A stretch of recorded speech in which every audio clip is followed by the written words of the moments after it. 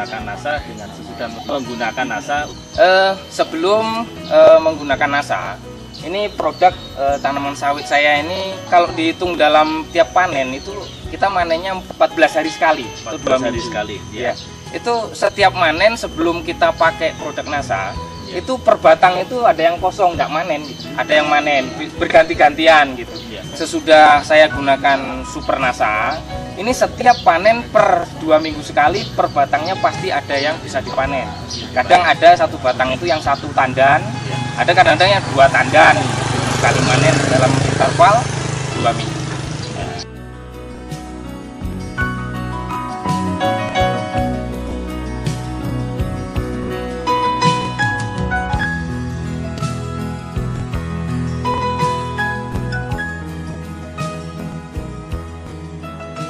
Bapak bisa ceritakan Pak, panen yang setelah menggunakan NASA itu bagaimana Pak? Pengaruh dari peningkatan hasil panen ternyata sesudah 4 bulan aplikasi pertama itu baru nampak. Tapi untuk panen yang ke 5 bulan, masuk 6 bulan baru nampak di situ hasil panen yang memang betul-betul dulu buahnya itu sudah ada unsur NASA-nya ini, makanya yang di pupuk NASA kemudian jadi bunganya itu jadi buah, bisa dipanennya sesudah 6 bulan aplikasi NASA pertama itu. Alhamdulillah Pak, itu peningkatannya itu kalau dibandingkan panennya sebelum menggunakan NASA dulu itu meningkat 100% Pak. Kalau dulu satu batang ini kadang-kadang 1 bulan itu sekali aja yang masak. Jadi peningkatannya dari hasil kalau hitung-hitung itu 100% bahkan dari yang sudah saya lakukan gitu. Karena buah sawit itu kan ada panen raya, ada panen saleknya. Jadi kalau yang 100% itu pas panen raya memang perbandingannya jauh. Tapi kalau pas panen salek itu sekitar 30-40% selisih antara sebelum kita menggunakan produk NASA.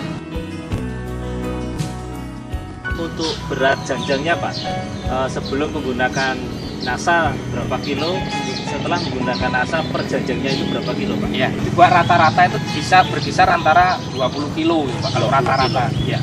Sebelum Bapak menggunakan NASA beratnya berapa Pak? Itu kalau dihitung rata-ratanya ya sekitar 10 gitulah Pak, 10 kilo ya, atau sampai 15 gitu kalau. Jadi Bapak ada selisih kurang lebih 5-10 kilo. Iya. Ya? Untuk berat pertandanya berapa Pak? Berat pertandannya kalau yang sekarang kita buat rata-rata gitu Pak. Ya. Kalau rata-rata sekarang sudah bisa menghasilkan 20 kilo per tandan rata-rata dengan usia tanaman yang sudah. Dengan karet saya akan replanting karet ini. Sebenarnya di bawah karet itu sudah saya tanami sawit semua. Untuk 135 pohon ditambah dengan pupuk NPK, pupuk makro. Setelah Bapak menggunakan pupuk NASA ini Pak, apa kira-kira yang Bapak lihat dari tanaman Bapak ini?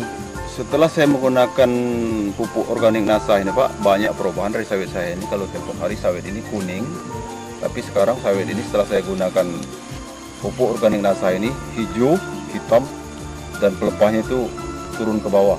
Sudah ada yang berbuah juga Pak ya? Di umur 18. Benar Pak, bulan sudah ini, ada berbuah. Benaran waktu saya nyemprotkan obat serangga yang saya campurin PUC NASA dengan hormonnya, saya semprotkan juga ke buahnya itu. Jadi ada perbedaan pemakaian pupuk PUC NASA itu di buah. Itu kira-kira Bapak akan memberikannya berapa bulan lagi Pak? Ya rencananya Pak, saya menggunakan 4 bulan sekali dengan dosis yang sama. Bisa tunjukkan Pak kepada pemirsa NASA di mana yang ya, sudah berbuah Pak pada umur 18 bulan ini. Umur 18 bulan ini ada buahnya. Sama-sama kita lihat waktu saya menyemprot ikan hormon dan PUC NASA-nya, buahnya saya ikut semprot. Jadi 1 minggu setelah saya semprot, kelihatan buahnya itu bercahaya, bersih, besar. Pesan dan kesan untuk seluruh petani NASA di Nusantara ini Pak. Dengan kenyataan ini Pak, ya setelah kita menggunakan pupuk organik NASA ini, banyak kemajuan, banyak keuntungan, terutama dari hasil. Mudah-mudahan bisa kita meningkatkan hasil. Jadi semua mitra NASA yang ada di seluruh Nusantara ini, mari kita gunakan pupuk NASA untuk menghemat biaya dari pemupukan pemeliharaan sawit terutama. Ya seperti kita lihat ini sawit kita baru 1 kali penggunaan, buah baik, hasil baik, pelepahnya juga baik setelah hasilnya.